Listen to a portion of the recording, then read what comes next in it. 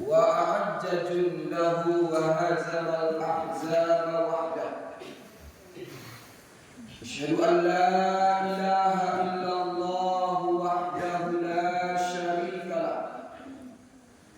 وأشهد أن سيدنا ونبينا محمدا عبده ورسوله الذي لا نبي بعده اللهم صل وسلم وبارك على سيدنا محمد وعلى آله وصحبه أجمعين. وقال الله تعالى في كتابه الكريم أعوذ بالله من الشيطان الرجيم بسم الله الرحمن الرحيم إنا أعطيناك الكوثر فصل لربك وانحر إن شانئك هو الأبتر أما بعد فيا عباد الله اتقوا الله حق تقاته ولا تموتن إلا وأنتم مسلمون.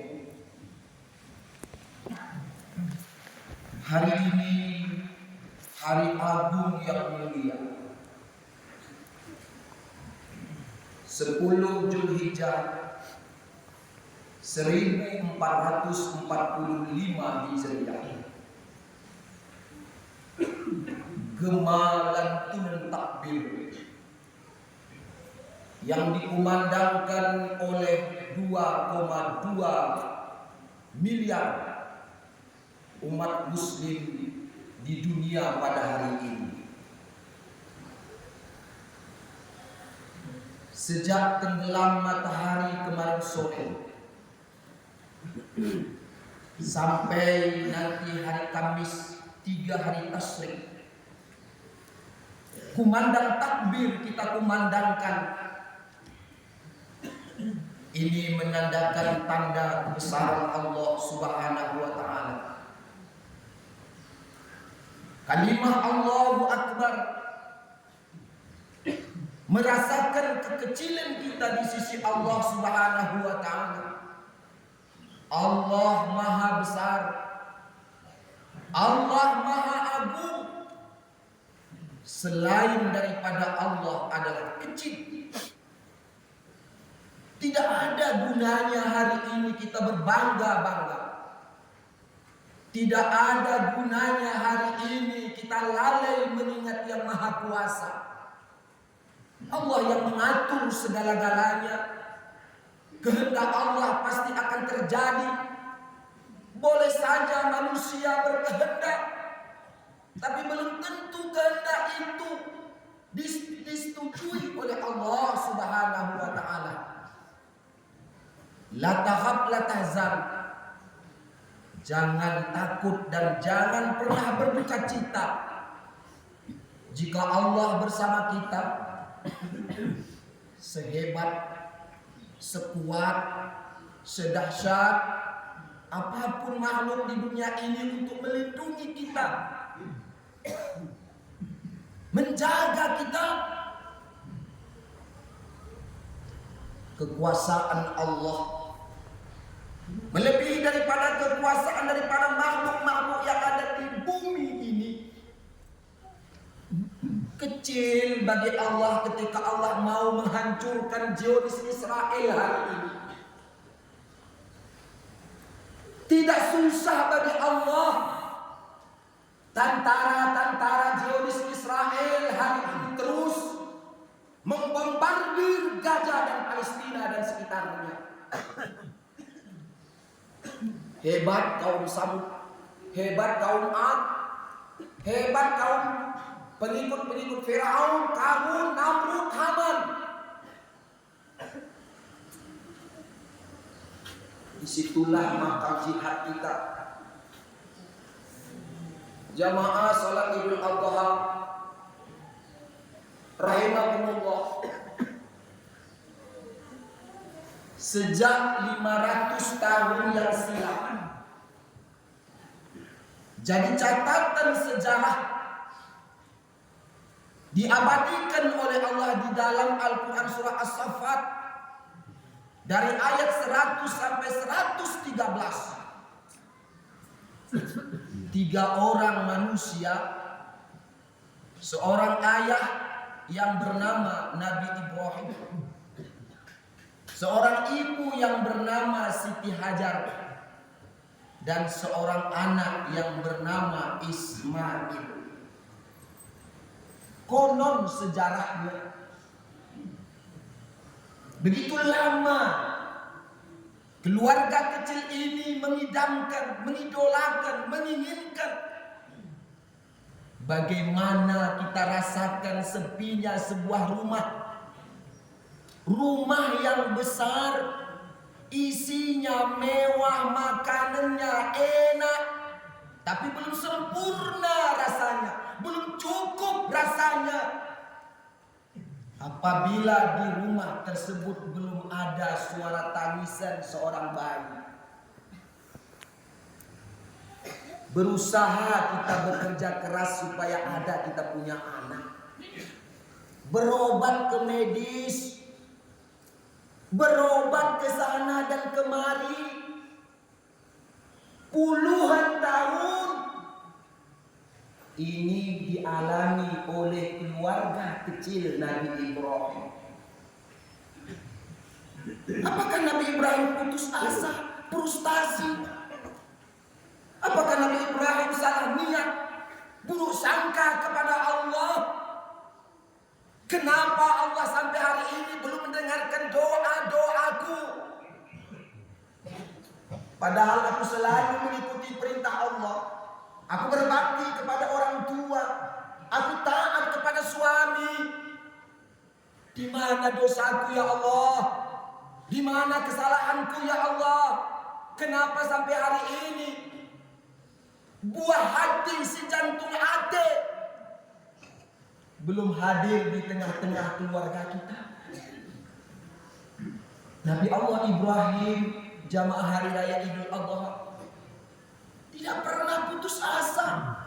Selalu membaca satu doa, yang doa ini diabadikan oleh Allah di dalam Al-Quran surah As-Saffat.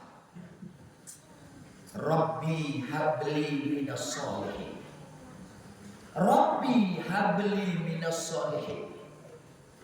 Karuniakan kepadaku ya Allah, anugerahkan kepadaku ya Allah seorang anak yang saleh, keturunan yang saleh, generasi yang saleh, generasi yang berguna untuk agamamu ya Allah, generasi yang membawa nama baik keluarga kami ya Allah, wa ala ali Ibrahim.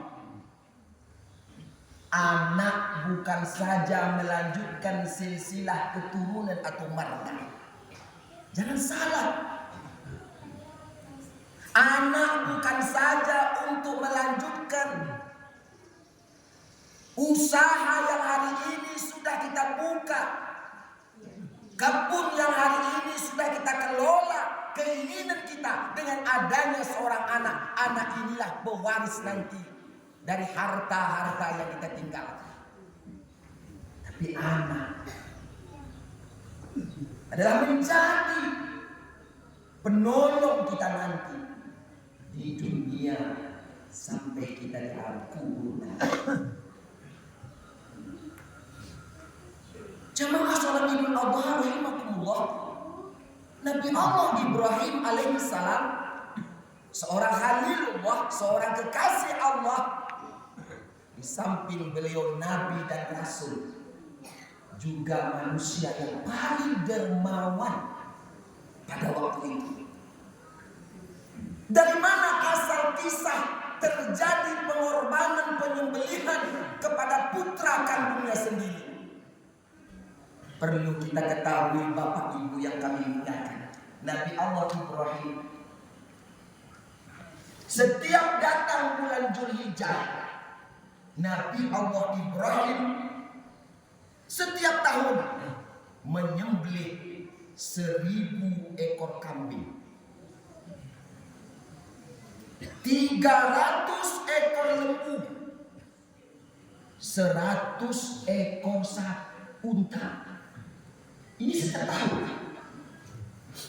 Setiap tahun Nabi Allah Ibrahim menyembelih 1000 ekor kambing. Coba kita kalikan, kalau uang Indonesia hari ini 1000 ekor kambing itu kali 2.500.000 saja, 2,5 M, 2.500.000.000. Ini kambing. 300 ekor sapi, kita hitung saja kali 15 juta satu ekor sapi. 15 juta kali 300, 4.500.000.000. 100 ekor unta. Hasil update terbaru harga unta sekarang di kota Mekah 27 juta. Ini bukan unta merah, unta biasa. 27 juta sekarang harga unta di Mekah.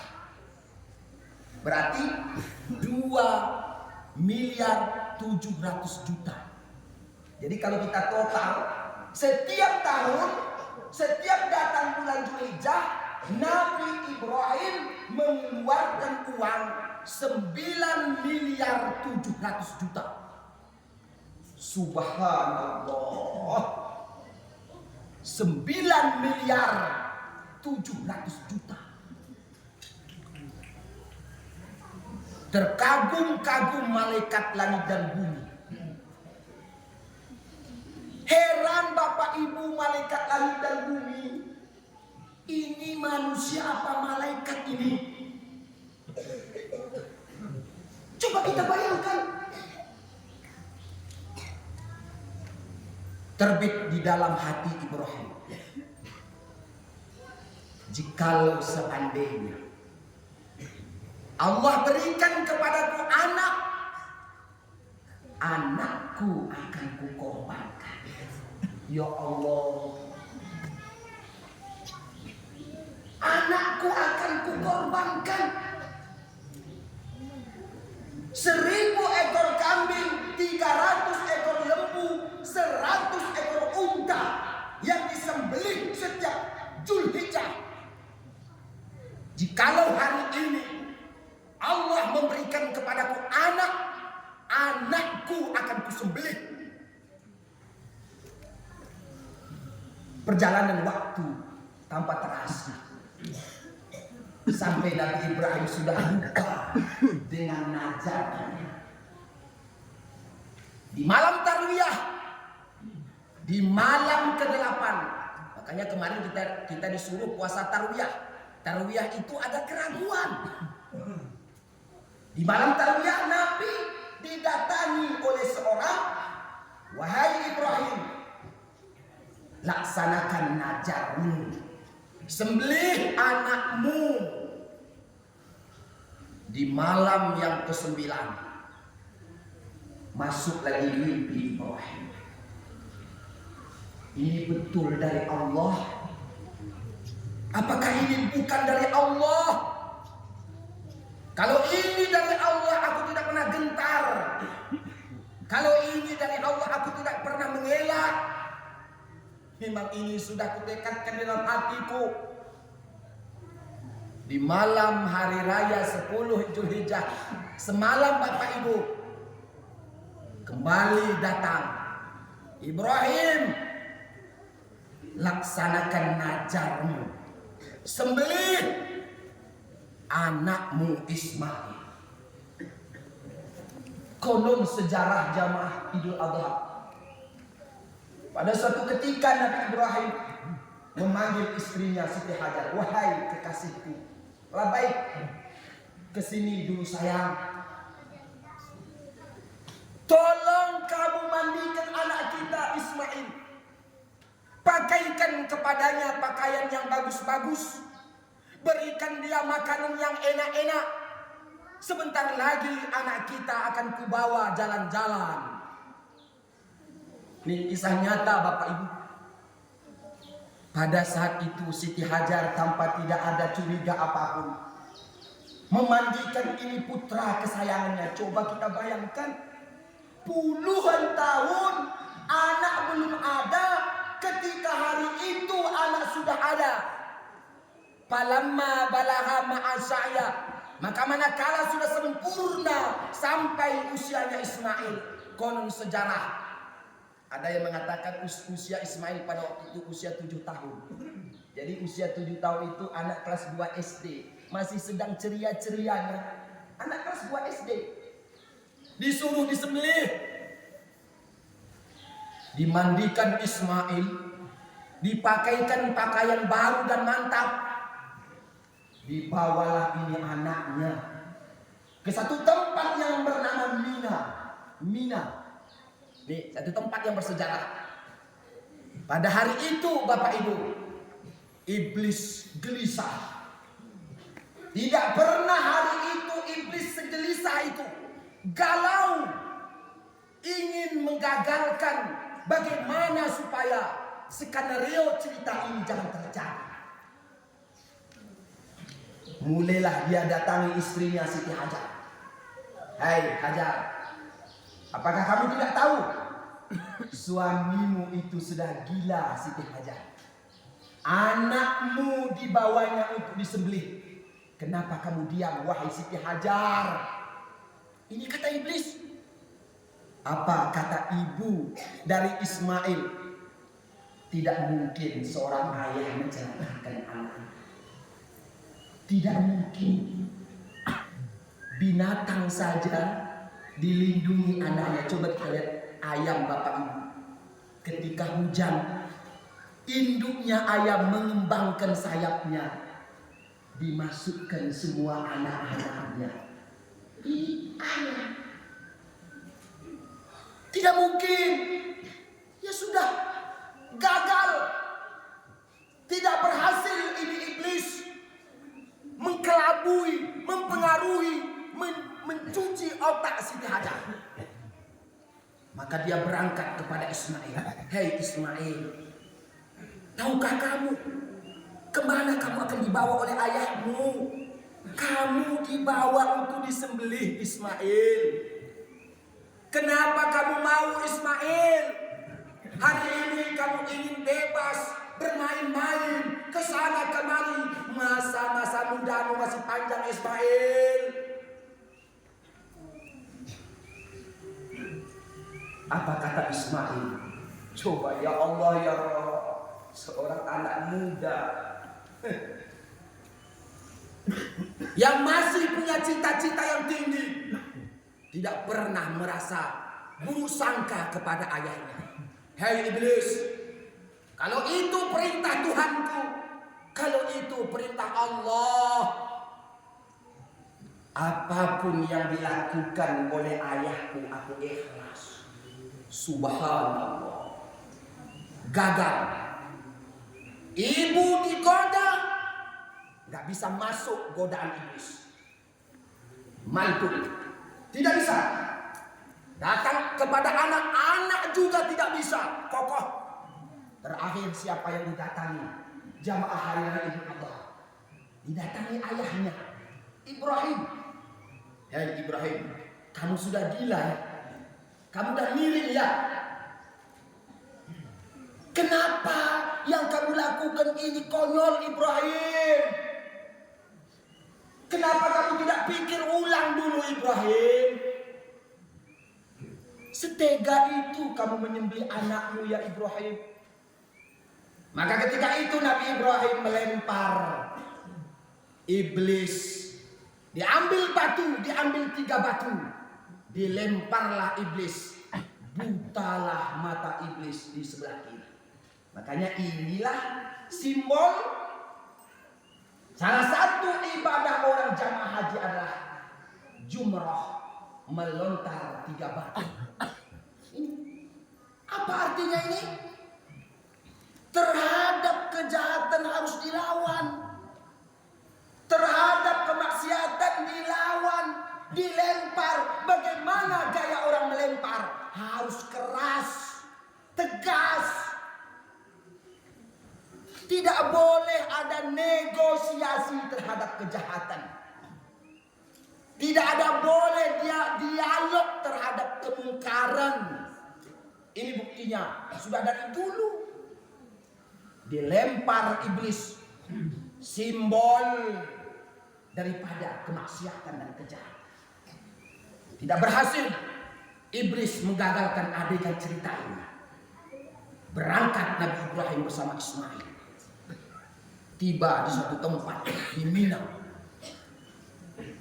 Ada 6 pesan yang disampaikan oleh Nabi Ismail. Ketika itu barulah terbuka Nabi Allah Ibrahim kepada putranya. A'udzu billahi minasyaitonir rajim. Bismillahirrahmanirrahim. Ya bunayya inni ara fil manam atbahuka fanzur madza tara. Dialog antara ayah dan anak. Jadi orang-orang dahulu, para nabi, para rasul, para aulia, termasuk Luqmanul Hakim, memanggil anaknya itu dengan panggilan ya bunayya, wahai anakku. Langsung terus terang ini ayahnya. Selama ini dia tutupi. Kemana kita ayah? Jalan-jalan nak. Tapi ketika detik-detik itu, ketika sudah sampai di tempat yang bernama Mina, ayah bermusyawarah kepada anak. Cerita ini diabadikan oleh Allah di dalam Al-Quran surah As-Saffat ayat 102. Ya bunayya, wahai anakku Ismail, semalam itu ayah bermimpi. Aku menyembelihmu wahai anakku. Ajabahuka. Panzur maja tara. Ayah mau tanya nak, kira-kira bagaimana pendapatmu nak? Ayah mau menyembelihmu nak. Panzur maja tara. Bagaimana pendapatmu nak? Nabi Ismail, seorang anak muda yang sama seperti anak-anak muda kita pada hari ini. Keimanan beliau di atas rata-rata keimanan anak-anak muda kita pada hari ini. Coba, anak muda kita hari ini bukan untuk disembelih. Nak, sholat kamu nak 5 waktu sehari semalam. Nak, jangan kamu main judi online. Nak, jangan kamu berkeluyuran di tengah malam. Nak, jangan ganggu anak gadis orang. Nak, jangan kamu ambil barang orang. Itu yang disampaikan oleh ayah kita kepada anak kita. Ibrahim meminta pendapat kepada anaknya panzur majatara. Allah menyuruh ayah untuk menyembelihmu wahai anakku. Kira-kira bagaimana pendapatmu wahai anakku? Panzur majatara. Subhanallah. Apa kata anaknya Ismail? Ya abati fa'al, wahai ayahku, lakukanlah wahai ayahku. Kalau itu perintah Allah, lakukan. Satajiduni insyaallahu minas sabirin. Mudah-mudahan nak, mudah-mudahan ayah, aku dan ayah dan emak, ibu dimasukkan ke dalam golongan orang-orang yang sabar. Ini bukan sembarangan sebenarnya. Subhanallah. Sembelih wahai ayah, lakukan wahai ayah, tapi ku minta kepadamu ayah, ada 6 macam ku minta kepadamu ya ayah. Yang pertama diminta Nabi Ismail kepada ayahnya, wahai ayah, ikatlah tanganku ini ya Allah, supaya aku tidak bergerak-gerak nanti ayah sibuk karena aku banyak bergerak. Subhanallah. Gemetar. Jantung kita gemetar, dada kita gemetar, hati kita gemetar melihat adegan cerita ini. Yang kedua diminta Ismail. Mukaku nanti telungkupkan ya ayah ke bumi, supaya engkau tidak melihat bagaimana nanti mukaku cemberut merasakan sakitnya potongan daripada itu pedang. Ya Allah. Yang ketiga yang diminta anaknya Ismail, lipatlah tangan bajumu ya ayah. Coba sing-singkan tangan bajumu itu ya Allah, ya ayah, supaya jangan kena percikan darahku nanti ya ayah.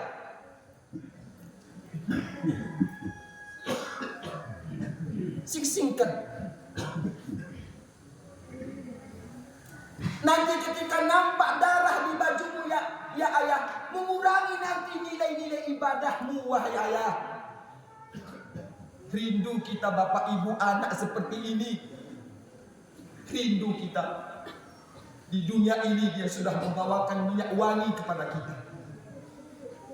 Meninggal kita didoakan kita. Bukan menambah masalah orang tuanya. Persoalan kita nanti lebih berat bapak ibu. Urusan kita saja belum selesai, tambah urusan anak.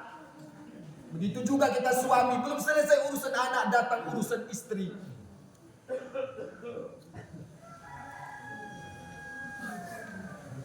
Yang keempat pesan Nabi Ismail, tajamkan pisaumu ayah. Asah setajam-tajamnya pisaumu ayah, supaya nanti aku tidak merasakan bagaimana sakitnya engkau potong leherku nanti ayah. Yang kelima pesan Ismail, bawa pulang bajuku ini ayah, kasihkan sama emak ya Allah. Kasihkan nanti bajuku sama emak wahai ayah. Dan yang terakhir, sampaikan nanti kepada ayah, sampaikan nanti salamku kepada emak. Emak harus sabar. Ini perintah Allah. Emak harus sabar. Sampaikan pesanku ini wahai ayah yang tercinta. Mulailah Ismail dibaringkan bapak ibu. Pisau sudah dimulai digesek di leher Ismail. Sudah naik turun pisau yang tajam. Namun pisau ini tidak bisa memakan lehernya Ismail. Ditekan lagi ini pisau ke leher Ismail. Namun pisau tidak bisa memakan lehernya Ismail. Maka karena penasaran ini Ibrahim, diambil pisau, dipotonglah satu batu yang besar. Izin Allah batu terbelah menjadi dua. Maka Nabi Ibrahim mulai kesal. Wahai pisau, kenapa batu yang keras kamu bisa membelah? Kenapa leher anakku tidak bisa kamu potong? Aku sudah ikhlas ya Allah. Aku sudah ikhlas ya Allah. Aku tidak lagi terpaksa ya Allah. Dengan izin Allah subhanahu wa ta'ala, pisau berkata dan berbicara. Wahai Khalilullah Ibrahim, bagaimana aku bisa memotong leher anakmu Ismail, sedangkan tidak ada izin dari Allah subhanahu wa ta'ala. Ya Allah, sesungguhnya potong pisau itu bukan hakikatnya untuk memotong. Ini tauhid. Sesungguhnya api itu bukan hakikatnya untuk membakar. Ini tauhid. Apa yang kita usahakan hari ini bukan karena hasil jerih payah kita, kehebatan kita, mantap kita mengelola, bukan. Itu karena izin Allah Subhanahu wa ta'ala. Apa yang bisa kita ambil kesimpulan dari adegan cerita yang pendek ini? Jamaah Idul Adha rahimahullah.